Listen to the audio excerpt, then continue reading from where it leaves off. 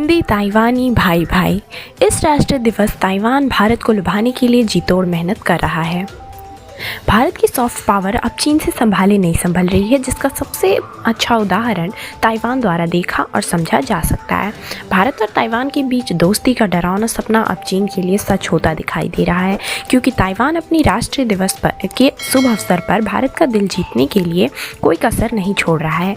इन सब की शुरुआत हुई चीन द्वारा भारत पर वन चाइना नीति के थोपने के प्रयास करने से पहले। चीनी दूतावास ने खुलेआम भारतीय मीडिया को एक धमकी भरा नोट भेजा, जिसमें उन्होंने संकेत किया कि यदि चीन के वन चाइना नीति का अनुसरण नहीं हुआ तो भारत की मीडिया के लिए अच्छा नहीं होगा। लेकिन भारतीय मीडिया की चीन की धमकी के बाद ताइवान काफ़ी भड़क गया और ताइवान के प्रशासन ने चीन को आड़े हाथों भी लिया।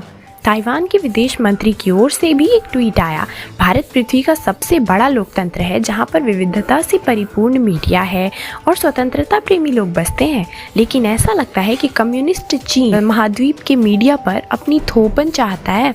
ताइवान के भारतीय दोस्तों के पास चीन के लिए एक ही जवाब होना चाहिए, भाड़ में जाओ। ताइवान की इस साथ के बाद भारत और ताइवान की दोस्ती साफ नज़र आ रही है, लेकिन इससे पहले भी ताइवान भारत के साथ अपने संबंध मजबूत करने की दिशा में प्रयास कर चुका है। ताइवान की राष्ट्रीय अध्यक्ष त्साई इंग-वेन ने पीएम मोदी को जन्मदिन की बधाई भी भेजी थी। हालांकि केंद्र सरकार ने संयम बरतते हुए उसके मैसेज का कोई रिप्लाई नहीं किया था, लेकिन ताइवान इसके बाद भी भारत को अपनी मिल्क टी गठबंधन का हिस्सा बनाना चाहते हैं, जिसमें थाईलैंड, ताइवान और हांगकांग जैसे सदस्य शामिल हैं। ताइवान के लिए इस समय नई दिल्ली में बहुत कुछ प्राप्त हो सकता है।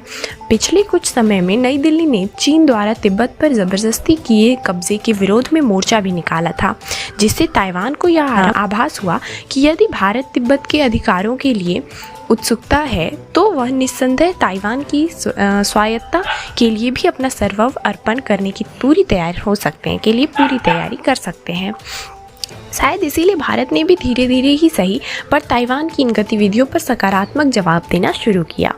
चीन द्वारा ताइवान के राष्ट्रीय दिवस के संबंध में भारतीय मीडिया को धमकी देने पर भारतीय विदेश मंत्रालय के प्रवक्ता अनुराग श्रीवास्तव ने चीन की चुटकी लेते हुए कहा, भारत में मुक्त मीडिया व्यवस्था है, जिसे जैसा रिपोर्ट करना चाहे वो वैसा रिपोर्ट कर सकता है।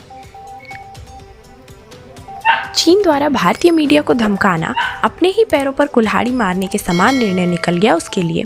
ताइवान ने इस अवसर को दोनों हाथों से पकड़ते हुए अपनी ओर खींचा और चीन की चटनी बनाने की कोई कसर नहीं छोड़ी, जिसमें अप्रत्यक्ष रूप से भारत ने भी पूरा साथ दिया है। ऐसे में अब कुछ सामान्य भारत से जुड़ी हुई और चीन से जुड़ी हुई खबरों के लिए मॉर्निंग न्यूज़ को सब्सक्राइब करें, लाइक एंड शेयर करें, कमेंट करें। Thanks for watching our video.